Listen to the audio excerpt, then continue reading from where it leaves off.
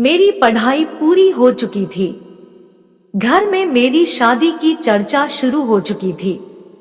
मेरे पापा किसी रिश्तेदार से बात कर रहे थे कि हमारी बेटी नेहा के लिए कोई अच्छे लड़के की तलाश कर रहे हैं।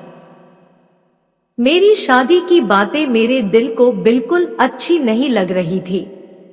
ऐसा लग रहा था जैसे कि ये लोग मेरे रिश्ते की बात न करें तो शायद मुझे सुकून मिल जाए, क्योंकि मैं किसी और से प्यार करती थी। मैं जब 12वीं कक्षा में थी तभी संजय को दिल दे बैठी थी। संजय भी मुझसे बेहद प्यार करता है। कॉलेज भी पूरा हो चुका है, लेकिन आज भी हम दोनों एक दूसरे के साथ हैं। संजय पढ़ाई लिखाई में बहुत अव्वल है और अच्छे घर का है, लेकिन फिर भी मैं अपने घर पर संजय के बारे में बात नहीं कर पा रही थी, क्योंकि मेरे पापा का स्वभाव बहुत गुस्से वाला था और वो इस प्यार व्यार के तो बिल्कुल खिलाफ थे। मैं आखिर किससे बात करती, क्योंकि घर में माँ पापा और बड़े भाई के सिवा कोई नहीं था। मेरे बड़े भाई की भी एक गर्लफ्रेंड थी, लेकिन उसे ये मंजूर नहीं था कि उनके घर की लड़कियां लव मैरिज करें। घर में रिश्ते की बात सुनकर मैंने संजय को बताना जरूरी समझा। दूसरे दिन मैंने संजय से मिलने का प्लान बनाया। संजय से मिलने के बाद मैंने संजय को सब कुछ बताया कि घर में मेरे रिश्ते की बात चल चुकी है। ये सुनकर संजय तिलमिला उठा और घबरा सा गया, क्योंकि वो मुझसे बहुत प्यार करता था और मैं किसी और की हो जाऊं ये उसे कतई मंजूर नहीं था। संजय ने मुझे भागकर शादी करने को कहा, लेकिन ये बात मैं उसकी नहीं मान पाई, क्योंकि भले ही मैं उससे शादी करना चाहती थी, लेकिन अपने माँ पापा से भी बहुत प्यार करती थी। मैं भागकर उनकी इज्जत पर दाग नहीं लगाना चाहती थी। खैर, जैसे तैसे मैं संजय से बात करके घर पर आई। आते ही माँ ने कहा कि देखो बेटी नेहा, कल तुम्हें लड़के वाले देखने आ रहे हैं। लड़का सरकारी नौकरी करता है और वह भी आएगा खुद तुम्हें देखने, इसलिए तुम अपने अच्छे साज श्रृंगार की तैयारी आज से ही शुरू कर दो। सुनकर मेरे तो रोंगटे खड़े हो गए, क्योंकि मैं संजय के सिवा किसी और के बारे में सोचूं ये मुझे जरा भी मंजूर नहीं था। मैंने तुरंत संजय को फोन लगाया और सब बताया। संजय ने कहा कि तुम कैसे भी करके कल जो देखने आ रहे हैं उनसे ये कहलवा देना कि तुम उन्हें पसंद नहीं हो, उसके बाद मैं अपने आप देख लूंगा। मैंने कई तरीके सोचे कि ऐसा क्या करूं कि उन लोगों को मैं पसंद ना आऊं। खैर, दूसरे दिन उनका आना हुआ और चाय नाश्ता करने के बाद सब लोगों ने लड़के और मुझे अकेले में कुछ बातें करने को कहा। हम लोग छत पर चले गए। कुछ देर पढ़ाई लिखाई की बातें करने के बाद मैंने हिम्मत करके उससे कहा कि मैं किसी और से प्यार करती हूँ।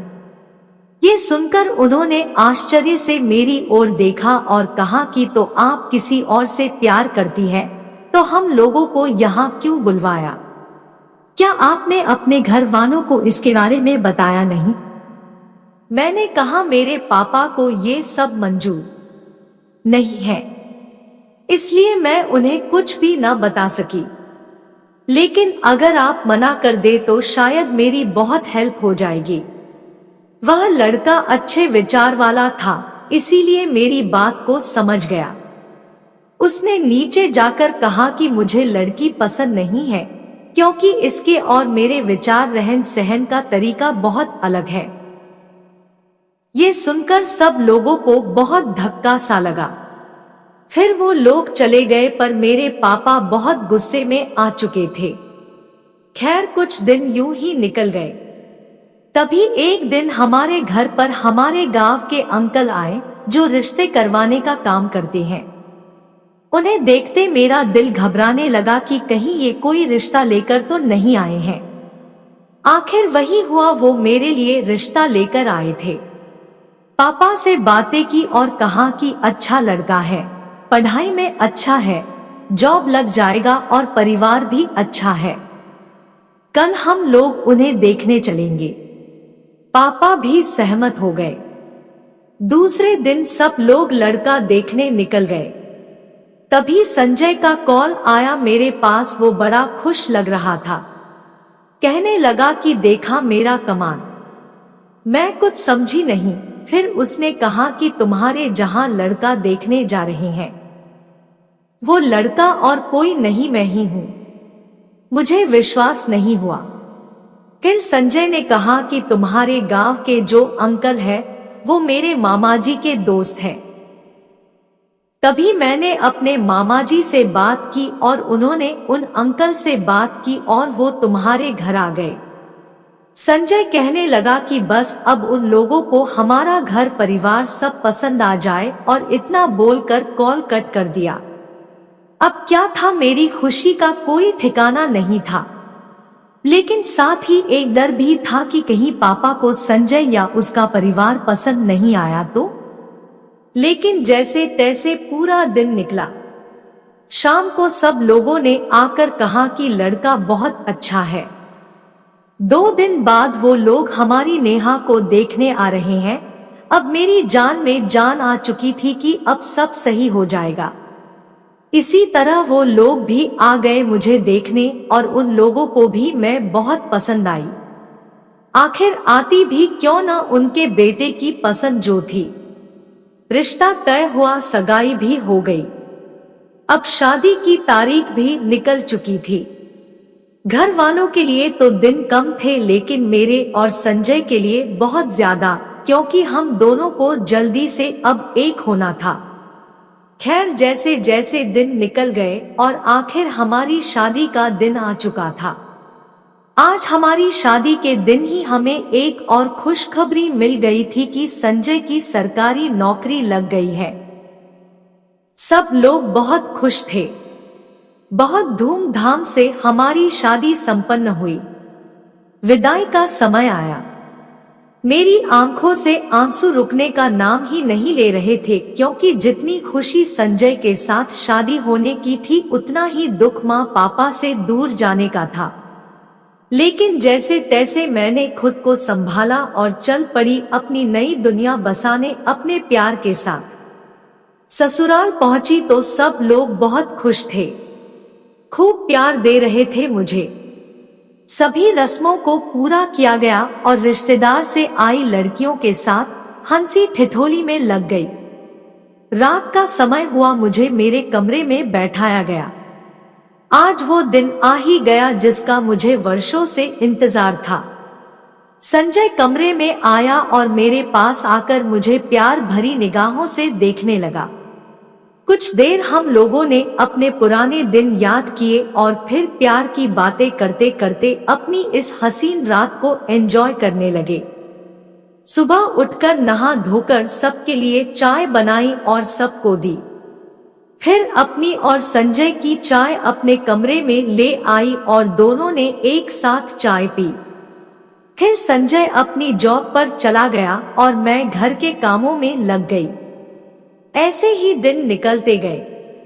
मेरे ससुराल में मेरे सास ससुर, जेठानी और संजय और मैं ही थे। मेरे जेठ जी विदेश में रहते थे। साल पहले वो विदेश चले गए थे। सब लोग मुझसे बहुत प्यार करते थे। एक बेटी की तरह ही मेरे साथ रहते थे। मेरी जेठानी भी मुझे अपनी छोटी बहन ही मानती थी। मैं अपने ससुराल में हंसी खुशी रह रही थी। कुछ दिन बाद मुझे बहुत अजीब सा लगने लगा अपनी जेठानी के बारे में। वो अपने कमरे में जाते ही हंसने ठिठोली करने की आवाज करने लगती और कुछ ऐसी चीजें अपने कमरे में रखती जो पति पत्नी के संबंध बनाते समय काम में ली जाती है। मुझे बहुत अजीब सा लगता, लेकिन फिर मैं सोचती कि जेठ जी के साथ बात करती होंगी, और रही बात प्राइवेट चीजों की तो वो तो वे पहले की होंगी जो अभी तक रखी हुई है। खैर, मेरा बहम मैंने वही खत्म कर दिया। लेकिन एक दिन जब मैं उठकर आई तो सब लोग खुश हो रहे थे और मेरी जेठानी को प्यार दे रहे थे। मुझे मेरी सास ने कहा कि नेहा, तुम्हारी जेठानी प्रेग्नेंट है। क्या तुम उसे बधाई नहीं दोगी? मेरे तो सब कुछ समझ से बाहर हो गया था कि जेठ जी तो विदेश में हैं, तो फिर जेठानी जी प्रेग्नेंट कैसे हो गई। लेकिन मेरे अलावा किसी के भी दिमाग में ये बात नहीं आ रही थी। मैंने जेठानी जी को बधाई दी और अपने काम में लग गई। लेकिन मेरा दिमाग तो सिर्फ वही अटका हुआ था कि आखिर ये हुआ तो हुआ कैसे। खैर दिन निकलते गए, सब लोग मेरी जेठानी की देखभाल कर रहे थे। उन्हें किसी भी तरह से कोई भी कमी महसूस नहीं होने दे रहे थे। मुझे समझ नहीं आ रहा था कि ये लोग जानते हैं कि जेठ जी यहाँ नहीं है, इसके बावजूद भी ये प्रेग्नेंट हो गए। फिर भी इन लोगों को कोई आपत्ति नहीं हो रही। आखिर चल क्या रहा है इस घर में? मैंने संजय से भी पूछने की कोशिश की, लेकिन उसने भी किसी बहाने से बात को टाल दिया। अब मैंने अपनी जेठानी पर नजर रखनी शुरू कर दी। एक दिन मैंने उनका पीछा किया और उनके रूम के बाहर की खिड़की से झांक कर सब देखना चाहा, तो मैंने देखा कि मेरी जेठानी अपने कमरे में अपने कपड़े लेकर अपने बाथरूम में चली गई। उनके हाथ में वो सब सामान था जो एक पति पत्नी संबंध बनाते समय इस्तेमाल करते हैं। ये सब देखकर मैं तो मानो पागल सी हुए जा रही थी। ये सोच सोच कर आखिर क्या चल रहा है ये। मैं रोजाना अपनी जेठानी पर नजर रखने लगी। जब भी वो बाहर जाती तो भी मैं उनका पीछा करती थी और घर पर भी उन पर नजर रखती थी। मैंने उनकी एक और बात भी पकड़ ली थी कि वो कभी भी सब लोगों के साथ खाना नहीं खाती थी। वो अपना खाना अपने कमरे में डालकर ले आती थी, और खाना भी इतना कि 2 लोग खाए। मेरी जेठानी अकेली इतना खाना कैसे खा सकती थी? दिखने में तो वो बिल्कुल दुबली पतली सी थी। अब तो मेरे सिर पर एक भूत सा सवार था कि कैसे भी करके मुझे ये पता लगाना है कि आखिर क्या बात है ऐसी। एक दिन मैंने अपनी जेठानी से यूं ही बातों बातों में पूछ लिया कि जेठ जी कब आएंगे, तो उन्होंने कहा कि अभी 5 महीने बाद आएंगे। उनके जवाब में मुझे थोड़ी घबराहट सी लगी। मैंने फिर रात को अपनी जेठानी का पीछा करते हुए उनको देखने का प्रयास किया। फिर मैंने जो देखा उसके बाद तो मेरे पैरों तले से जमीन ही खिसक गई थी। मैंने देखा कि मेरी जेठानी के अपने कमरे में अकेली नहीं थी, कोई और था। लेकिन कौन मैं देख नहीं पाई। फिर वो दोनों लोग अपने बेड पर चले गए, लेकिन वहां पर अंधेरा सा होने की वजह से मैं कुछ देख नहीं पाई। मैं अपने कमरे में आ गई। वो सब देखकर मेरी हालत बहुत खराब हो चुकी थी। मैं यही सोचकर दुखी हो रही थी कि बेचारे जेठ जी वहां इन लोगों के लिए कमाई कर रहे हैं और यहाँ ये जेठानी जी उनको धोखा दे रही है। पता नहीं क्या क्या हरकतें कर रही है।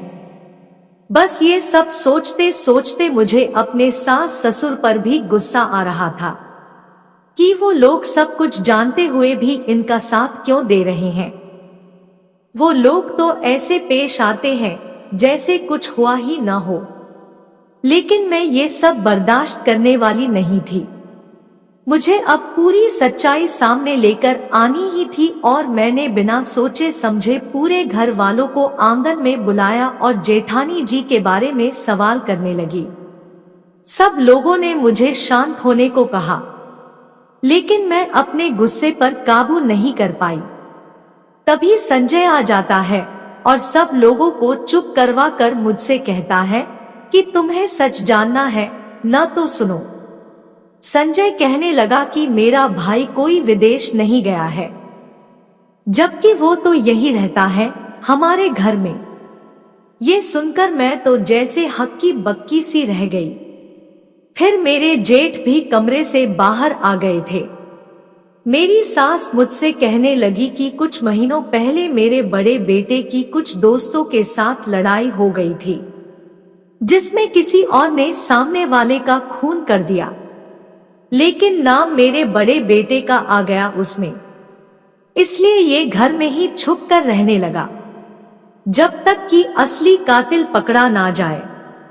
इसीलिए सब लोगों को हमने ऐसा बोल दिया कि ये विदेश चला गया है और अब तुम्हारी जेठानी इसी के बच्चे की मां बनने वाली है। ये खाना अपने पति के साथ खाती थी अपने कमरे में। फिर मेरी सास कहने लगी कि हमने तुम्हें ये सब इसलिए नहीं बताया कि तुम अभी अभी शादी करके आई हो, अभी तक तुमने अच्छी तरह से ससुराल को समझा भी नहीं है, इसलिए ये सब बता देंगे तो तुम घबरा जाओगी। ये सब बातें सुनने के बाद अब मेरे पास बोलने को कुछ भी नहीं था। मैं पछतावा कर रही थी कि मैंने बिना जाने बिना सोचे समझे अपनी बहन जैसी जेठानी पर इतना गंदा शक किया। अब मेरे पास अफसोस करने के अलावा कुछ नहीं बचा था। लेकिन गलती मेरी भी नहीं थी, मेरी जगह कोई भी होता तो यही करता जो मैंने किया। फिर भी मैंने सबसे माफी मांगी और सबने मुझे माफ कर दिया। दोस्तों, कभी भी हमें बिना सोचे समझे कोई निर्णय नहीं लेना चाहिए। हमेशा हमें ठंडे दिल दिमाग से सोचना चाहिए। हर कहानी के दो पहलू होते हैं, जरूरी नहीं जो सामने दिखे वो सही हो।